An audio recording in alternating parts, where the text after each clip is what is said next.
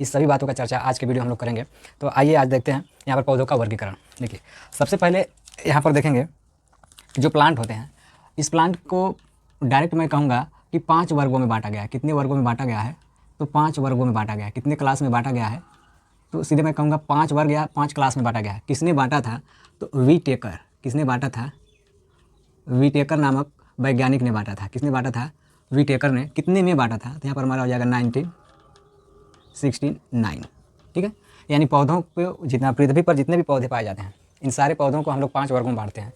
5 वर्गों में कौन सबसे पहले बांटा था? तो आप यहाँ पर देख सकते हैं कि वीटेकर नामक साइंटिस्ट ने 1969 में पूरे पौधे को 5 वर्गों में बांट दिया था। उस 5 वर्ग में कौन किस में आएगा, तो इसका निर्धारण होता है कोशिका के संगठन के आधार पर, बॉडी के अंदर डेवलपमेंट के आधार पर, कौन एक्वेटिक होता है, कौन कह सकते हैं कि जली होता है, कौन सा स्थलीय होता है। इन सभी लक्षणों के आधार पर इसने 5 वर्गों में बांटा था। तो यहाँ पर देखिए, जो सबसे पहले हमारा वर्ग बना था, तो उस सबसे पहले जो वर्ग बना था उसे इसने बांटा था। तो पहला हमारा हो जाएगा थैलोफाइटा। क्या हो जाएगा? थैलोफाइटा।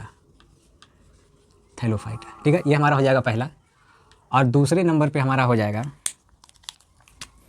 यहाँ पर हो जाएगा ब्रायोफाइटा। क्या हो जाएगा? ब्रायोफाइटा, ठीक है। और तीसरे नंबर पे हमारा हो जाएगा टेरिडोफाइटा। कौन सा हो जाएगा? टेरिडोफाइटा। चौथे नंबर पे हमारा जो हो जाएगा, यह हो जाएगा हमारा जिम्नोस्पर्म। क्या हो जाएगा? जिम्नोस्पर्म हो जाएगा। क्या हो जाएगा? जिम्नोस्पर्म। चौथा हमारा हो जाएगा एंजियोस्पर्म। कौन सा हो जाएगा? एंजियोस्पर्म, ठीक है। यहाँ पर 5 वर्गों में बांटा गया था पौधों को। तो देख सकते हैं एक तरफ से यहाँ पर लिखा गया थैलोफाइटा, ठीक है, और दूसरे नंबर पर लिखा गया ब्रायोफाइटा, तीसरे नंबर पर लिखा है टेरिडोफाइटा, चौथे नंबर पर लिखा है जिम्नोस्पर्म, 5वें नंबर पर लिखा है एंजियोस्पर्म, ठीक है। ये 5 वर्गों में बांटा गया था। यानी कह सकते हैं वर्ल्ड के जितने भी पौधे होते हैं, ये 5 ग्रुप में सारे लोग आ जाएंगे, एक भी पौधा नहीं छूटेगा। यहाँ पर देखिए जो थैलोफाइटा है, अब इसमें से हम एक एक की चर्चा करेंगे। तो यहाँ पर जो हमारा हो जाएगा पहला, अब इस 5 में से जो हमारा पहला है, जिसे हम लोग बोलते हैं थैलोफाइटा या थैलोफाइट्स भी बोलते हैं कहीं कहीं पे, ये हो गया थैलोफाइटा। अब इस थैलोफाइटा में इसका हम क्या पढ़ेंगे? तो यहाँ पर मैं कहूँगा कि इसका अब हम लोग पढ़ेंगे जनरल कैरेक्टर। क्या पढ़ेंगे इसमें? इसके अंतर्गत हेडिंग आएगा सामान्य लक्षण। क्या आएगा? General character. क्या होगा? जनरल कैरेक्टर, जिसे हम लोग बोलते हैं सामान्य लक्षण। क्या बोलते हैं? सामान्य लक्षण। मतलब पौधे में कौन सा लक्षण दिखेगा, तो हम लोग बोल देंगे कि ये सारे पौधे कौन से होंगे, मतलब थैलोफाइटा में आएंगे। तो ध्यान से सुनिएगा, इसमें देखो थैलोफाइटा में वो लोग आते हैं, जैसे मैं कह दूँ कि यह एक ऐसा ग्रुप है जिसके अंदर पौधे के अंदर न तो पत्ती रहेगा, न तो भाई तना बनेगा, और न ही इसके अंतर्गत जड़ का निर्माण होगा। इसका जड़ का। तो ऐसे पौधे को हम लोग क्या कहते हैं? ऐसे पौधे को हम लोग बोलते हैं थैलोफाइटा के अंतर्गत आता है। और जब पौधे के अंदर न तो पत्ती का पहचान हो पाए, न तो जड़ का, तो इस संरचना को, एक मिनट, तो ऐसी संरचना को हम लोग क्या बोलते हैं? तो ऐसी संरचना को हम लोग बोलते हैं थाइलस। क्या बोलते हैं? थाइलस। यानी ये पौधा थाइलस का बना होता है, और जो पौधा थाइलस का बना होता है उसके अंदर ना तो जड़ का पता चलेगा, ना तो पत्ती का पता चलेगा, और न ही उसके अंदर तने का पता चलेगा। तो ऐसी संरचना को हम लोग क्या बोलते हैं? थाइलस। और जिस पौधे का संरचना थाइलस का बना होता है उसी को हम लोग क्या बोलते हैं? थैलोफाइटा बोलते हैं। क्या बोलते हैं? थैलोफाइटा। अब कहेंगे उदाहरण बताइए, उसके बाद तो समझ में आएगा कि इसमें कौन आएगा। तो यहाँ पर हमारा हो जाएगा एग्जाम्पल में हमारा हो जाएगा कि जैसे मैं यहाँ पे एक वर्ड लिख रहा हूँ एल्गी। क्या लिख रहा हूँ? एल्गी, जिसे हिंदी में बोलते हैं भाई शैवाल। क्या बोलते हैं? शैवाल बोलेंगे। और इसका हिंदी करेंगे तो इसे हम लोग बोलते हैं काई। क्या बोलते हैं? काई। तो बारिश के मौसम में देखेंगे जहाँ जहाँ पानी मतलब मिलता है दीवार से या किसी भी पाइप से, किसी गटर में, तो देखेंगे जहाँ जहाँ पानी मिलता है तो उस पानी वाले स्थान पे देखेंगे एक ऊपर ग्रीन कलर का, ब्लू कलर का या ब्लैक कलर का, ब्राउन कलर का, उस फर्श के ऊपर एक ऐसे लेयर लग जाता है। क्या लग जाता है? एक लेयर लग जाता है, और ये जगह क्या हो जाती है? फिसलनदार हो जाती है। तो इसे हम लोग बोलते हैं क्या है? तो बोलते हैं कि काई लगा है। क्या लगा है? काई लगा है। और विज्ञान की भाषा में इसी को क्या बोलेंगे कि भाई ये क्या है? ये शैवाल है। जैसे हैंडपंप वगैरह देखेंगे फर्श पे ग्रीन कलर का परत लगा होता है। अच्छा, वहाँ पे क्यों ऐसा लगा होता है? क्योंकि इसके लिए सबसे मेन कंपोनेंट चाहिए जो, वो इसे पानी चाहिए, और पानी वहाँ पे हमेशा मिलता है, इसलिए फर्श के ऊपर हमेशा पानी लगता है। बारिश के मौसम में अगर छत के पाइप से अगर देखेंगे पाइप पकड़ के पानी नीचे गिरता है, तो उस पानी जहाँ तक गिरता है उधर देखेंगे एक ब्लैक कलर का, पहले ग्रीन होगा, फिर बाद में जब गर्मी का मौसम आएगा सूख के ब्लैक कलर का हो जाता है। तो एल्गी को यानी शैवाल को सबसे ज़्यादा पानी की जरूरत होती है सर्वाइव करने के लिए। तो जहाँ जहाँ पानी मिलता है आसानी से सूख जाता है, उसी को हम लोग बोलते हैं भाई काई बोलते हैं। अगर मैं ये कह दूँ कि चलिए बताइए इस काई के अंदर कहाँ पत्ती है, मैं कह दूँ कहाँ पर लीफ है, और कहाँ इसमें स्टेम है यानी तना है, और इसमें कहाँ रूट है, तो इसको आप नहीं बता पाएंगे। तो जिस पौधे के अंदर पत्ती, तना, जड़ को हम लोग नहीं पहचान पाते हैं तो उस संरचना को हम लोग बोल देते हैं कि भाई ये इसलिए इसमें नहीं पता चल रहा है क्योंकि ये थाइलस का बना है। किसका बना है? थाइलस का बना है। और थाइलस के जिस पौधे का शरीर का निर्माण होता है उस पौधे को हम लोग किस में रख देते हैं? थैलोफाइटा में रख देते हैं। किस में रख देते हैं? थैलोफाइटा में रख देते हैं। तो इस तरह से हमारा हो गया कि भाई जितने शैवाल होते हैं ये सारे शैवाल किस में आएंगे? थैलोफाइट्स में आएंगे। किस में आएंगे? थैलोफाइट्स में आएंगे। आगे देखिए, इसके बाद इसमें लिखा गया है कि जो हमारा एल्गी होगा,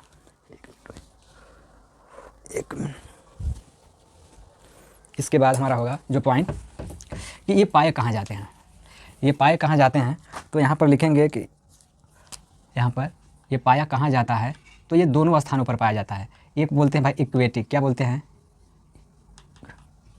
इक्वेटिक, जिसका मतलब होता है जलीय, और एक होता है टेरेस्ट्रियल, जिसका मतलब होता है भाई स्थली। तो ये कह सकते हैं कि यह स्थल पे भी पाया जाता है और जल में भी पाया जाता है। किस में पाया जाता है? जल में। तो जल और स्थल दोनों पर ये हमारा शैवाल पाया जाता है। इधर देखिए, तो जो लोग जल में पाए जाते हैं उसे जलीय शैवाल बोलते हैं, जो स्थल पे पाए जाते हैं उसे स्थलीय शैवाल बोलते हैं। अच्छा, जल देखेंगे विज्ञान के नज़रिए से, जो जल होता है यह दो प्रकार का होता है। कितने प्रकार का होता है? इसको हटा दीजिए। तो जो जल होता है ये जल कितने कह सकते हैं कि प्रकार का होता है? तो ये दो प्रकार का। एक को हम लोग बोलते हैं फ्रेश वाटर, क्या बोलते हैं? Fresh water. और एक को बोलते हैं मैरीन वाटर, क्या बोलते हैं? Marine water. ये दोनों तरह के वाटर में पाया जाता है, अभी बता रहे हैं। तो फ्रेश वाटर के अंतर्गत कौन कौन आता है? तो फ्रेश वाटर के अंतर्गत आता है पॉन्ड्स। क्या आता है? पॉन्ड्स मीन्स होता है भाई पोखरी। क्या होता है? पोखरी। इसके बाद आता है लेक। लेक मीन्स होता है भाई झील। क्या होता है? झील होता है। क्या होता है? झील, यानी झील में पाया जाएगा। इसके बाद मैं लिख दूँ रेन वाटर।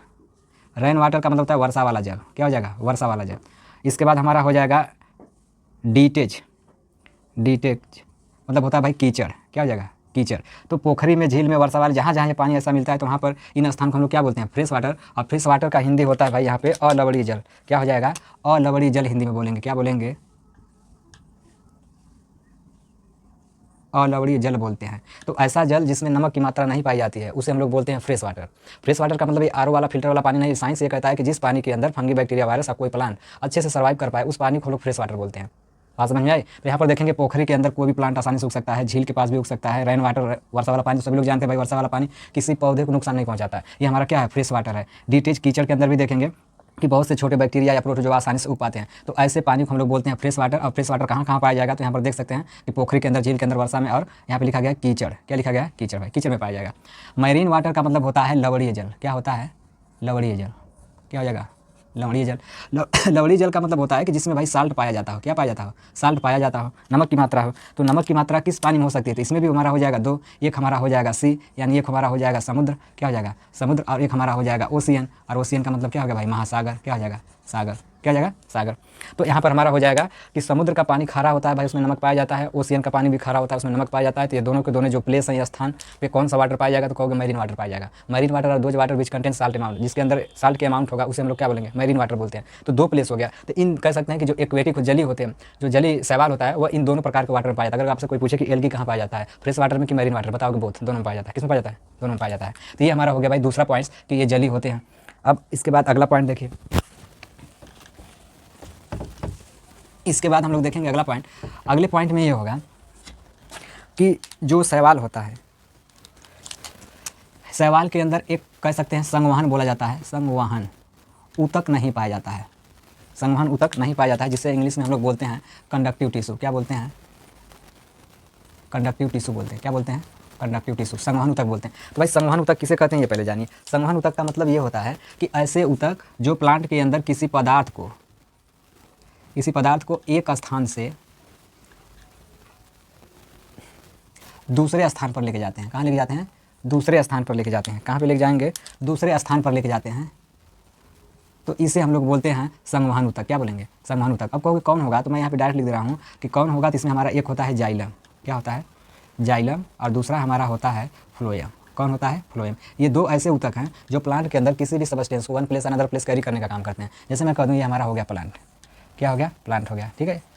अब इस प्लांट के अंदर जैसे मैं कह दूँ ये तुम्हारा हो गया भाई लीफ। क्या हो गया? लीफ हो गया। क्या हो गया? लीफ हो गया।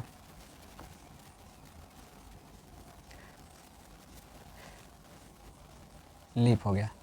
ये तुम्हारा हो गया फ्लावर। तो इस प्लांट के अंदर क्या हो जाएगा भाई? ये जो रूट है यहाँ पे क्या हो जाएगा? समझे? ये जो प्लांट का ये क्या हिस्सा है? ये भाई रूट है। क्या है? रूट। ये रूट है। ये हमारा क्या है? लीफ है। अच्छा, ये हमारा क्या है? फ्लावर है। छोड़िए सब, इसका काम नहीं है यहाँ पर, सिर्फ ये समझना है। तो जड़ क्या करता है? जल को अवशोषित कर लेगा। यही होगा ना। जल का काम क्या होता है, वाटर एब्जॉर्ब करना या जल का अवशोषण करना। वाटर को एब्जॉर्ब कर ले तो इसका काम खत्म हो गया। भाई जड़ का काम इतना ही है कि वह जल और मिनरल्स को अवशोषित कर ले, काम खत्म। अब इस जड़ के यहाँ से पूरे बॉडी के शरीर में एक ऊतक फैला होता है जो इस जल को पूरे भाग में फैलाने का काम करता है, उसे हम लोग बोलते हैं जाइलम। क्या बोलेंगे, उसे हम लोग बोलेंगे जाइलम। तो जाइलम क्या कर रहा है, वाटर को पूरे बॉडी में एक स्थान से दूसरे स्थान पर लेके जाने का काम कर रहा है। तो इस तरह से हमारा हो जाएगा कि जाइलम क्या है, एक संवहन ऊतक है। संवहन का मतलब क्या है भाई, ढोने वाला। इसे परिवहन के नाम से भी जानते हैं भाई, ठीक है। तो परिवहन का काम करता है, इसमें कह सकते हैं। तो ये हो जाएगा ट्रांसपोर्टेशन, या इसी को बोलते हैं भाई संवहन या कंडक्टिव टिश्यू बोलते हैं। अच्छा, जब ये वाटर यहाँ चला जाता है इसके बॉडी में, तो भाई पत्ती के अंदर भोजन बनता है, सभी लोग जानते हैं। भाई पौधे के पत्ती को क्या बोलते हैं, किचन हाउस बोलते हैं। क्या बोलते हैं, किचन हाउस ऑफ प्लांट बोलते हैं। क्या बोलते हैं, प्लांट। मतलब ये कह सकते हैं कि पौधे का जो पत्ती होता है वो पत्ती पौधे का क्या होता है, किचन हाउस होता है, यानी इसमें भोजन बनता है। भाई भोजन इसमें बनता है पत्ती के अंदर, तो फिर जड़ वृद्धि क्यों करता है। तो इसका मतलब एक और भी इसमें हमारा जो ऊतक होता है वो फैला होता है जाइलम के साथ साथ, जिसका नाम क्या होगा, फ्लोएम। तो पूरा कॉन्सेप्ट हमारा निकल के आया कि पौधे के अंदर भोजन को सभी भागों में पहुँचाने वाले ऊतक हम लोग क्या बोलते हैं, फ्लोएम बोलते हैं। और जबकि जल को पूरे भाग में पहुँचाने वाले भाग को हम लोग क्या बोलते हैं, जाइलम बोलते हैं। इस तरह से हमारे कह सकते हैं कि प्लांट के अंदर जो प्लांट होता है, इस प्लांट के अंदर दो तरीके का कंडक्टिव टिश्यू पाया जाता है, और वो दोनों कौन से हैं, तो कहोगे कि हमारा जो जाइलम है और एक हमारा क्या है, फ्लोएम है। तो जाइलम किसको ले जाता है भाई, रटने का तरीका क्या है, जाइलम। जाइलम किसको ले जाएगा, जल को। और फ्लोएम किसको ले जाएगा, तो कहोगे फ्लोएम किसको ले जाएगा, भोजन यानी फूड को ले जाएगा। किसको ले जाएगा, फूड लिख सकते हो, ऐसे याद हो जाएगा।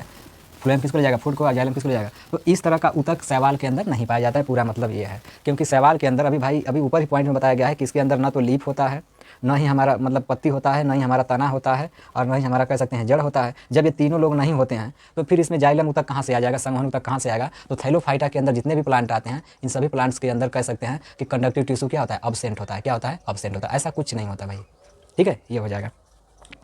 इसके बाद इस शैवाल के अंदर जो कह सकते हैं कि क्लोरोप्लास्ट पाया जाता है भाई, प्रकाश संश्लेषण कर लेता है, जहाँ पे रहता है आसानी से भोजन को बना लेता है। इसके बाद हमारा हो जाएगा भाई एग्जाम्पल की 2-4 शैवाल का नाम बता दीजिए। तो 2-4 शैवाल का मैं नाम यहाँ पे बता दे रहा हूँ, बाकी का जो इसमें ब्रायोफाइट्स है आपको मैं कल बताऊँगा। तो यहाँ पर हमारा हो जाएगा 2-3 भाई, यही होता है भाई शैवाल।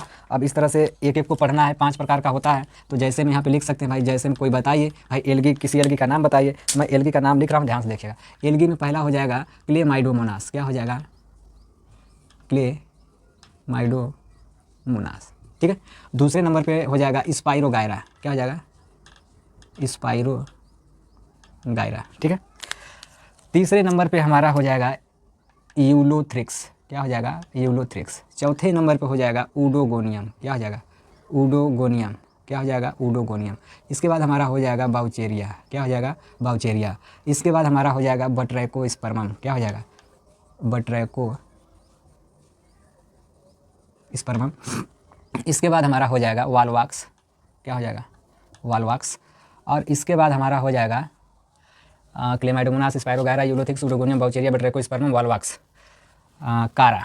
क्या हो जाएगा, कारा, ठीक है। तो ये सब हैं क्या, तो कहोगे ये सब एल्गी है, शैवाल हैं। अगर आपसे कोई पूछेगा कि चलिए बताइए 2-3 शैवाल का नाम बता दीजिए, तो यहाँ पर जितना नाम लिखा गया इस नाम में से कोई 2-3 शैवाल का नाम आप बता सकते हैं। जैसे लिखा गया क्लेमाइडोमोनास, स्पाइरोगायरा, यूलोथ्रिक्स, यूडोगोनियम, बाउचेरिया, बट्रैकोस्पर्मम, वालवाक्स और कारा, इस सभी में से आप बता सकते हो। तो आज की क्लास में बस इतना ही। बाकी आपको जो दूसरा ब्रायोफाइट्स है ये हम आपको कल बताएंगे। तो आज के वीडियो में इतना ही। तो वीडियो को ज़्यादा से ज़्यादा शेयर करिए, लाइक करिए, और जो पढ़ना हो कमेंट बॉक्स में बताइए, उसका वीडियो आपको मिलेगा। Thank you so much.